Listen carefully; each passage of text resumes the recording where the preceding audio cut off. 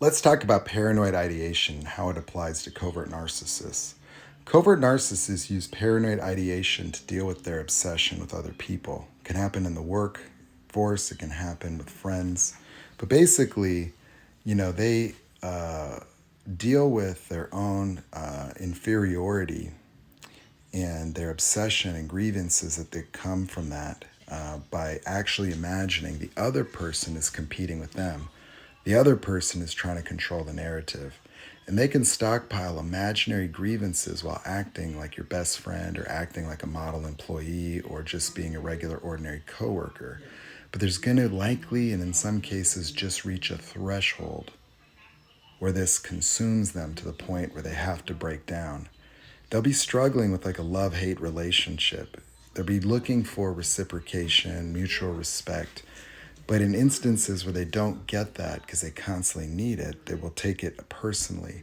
They will often imagine that you're dog whistling them or that you're doing things directly to impact them because you see, their own emotional instability is not something that they experience as something to do with themselves, but everything to do with other people.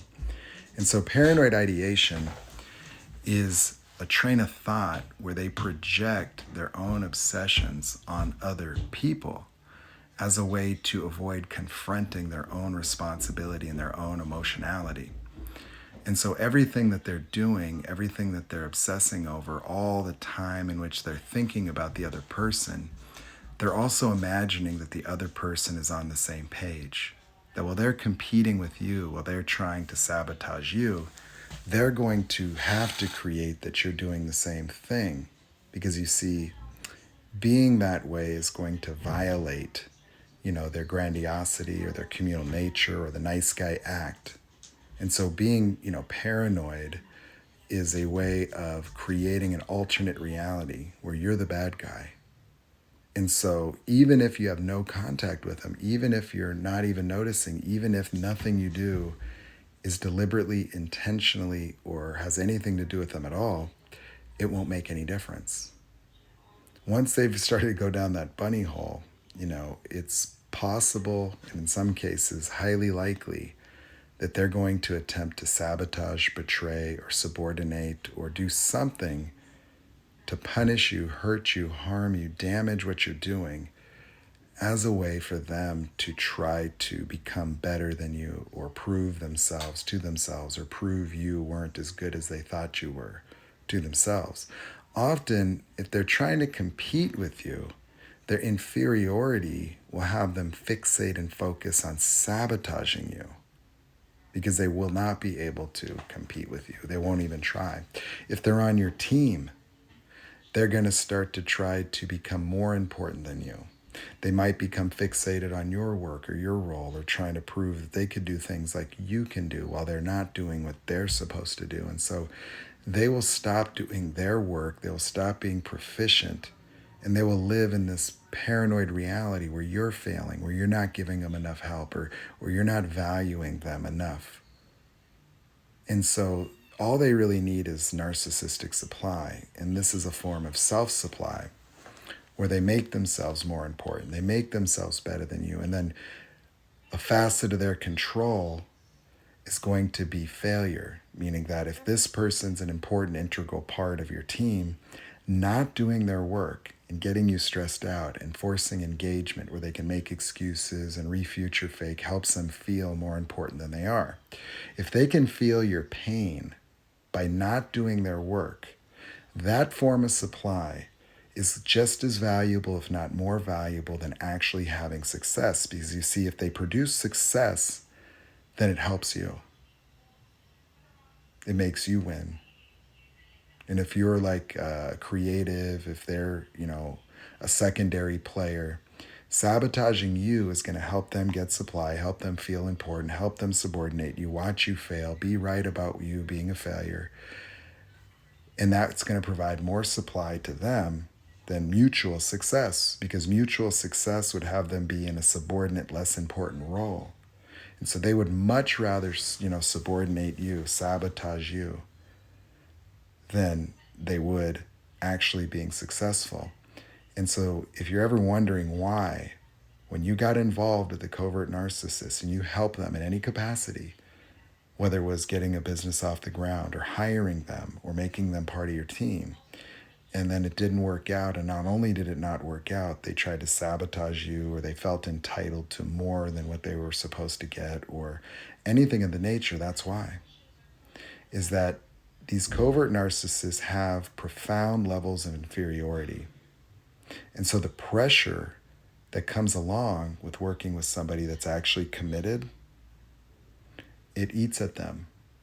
It eats at them. And then that fear of failure, that inability to really focus and lock in, that worry that they're not going to get the job done the right way, will have them procrastinate and not do it and make excuses. But what they'll do is they'll use that for more supply, because you'll have to keep dealing with them and dealing with them and dealing with them. But also, because they're starting to screw up, you're not giving them the positive supply anymore. And so if you start expressing concerns, that's when they're going to turn on you, because they can't confront their own failure. They can't confront the fact that they're not doing their job. And so they have to create a different reality around why they're not doing it, why it's your fault. And they're going to stick by that. And then they're going to move into betray and sabotage. It is like clockwork. Covert narcissists, they cannot really make good partners. They cannot really make good workers. Some of them make good small business people as long as they can control underlings, and as long as those people are not threatening, and as long as those people operate as if they're in a cult and just do what they're told, or can be co-conspirators in their flying monkey things, or also themselves narcissistic. And so they like to create environments where there's very minimal accountability, and they can create mutual shared fantasies and often turn on other people.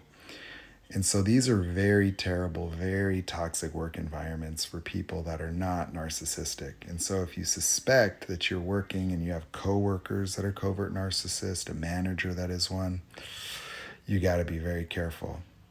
They don't want to see you succeed.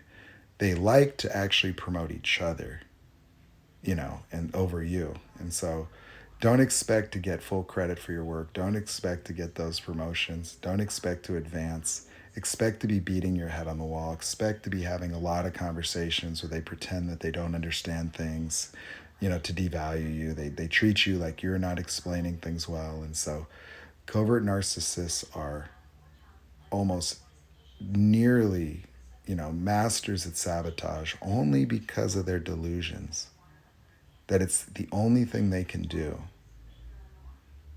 It really is. Like, they have to sabotage and betray people in order to self-regulate.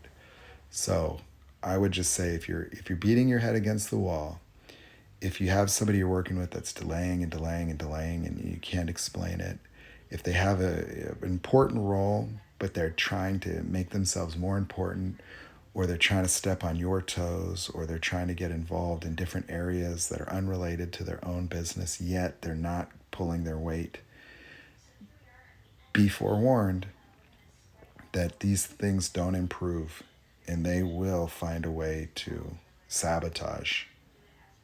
They do that, and it's horrible.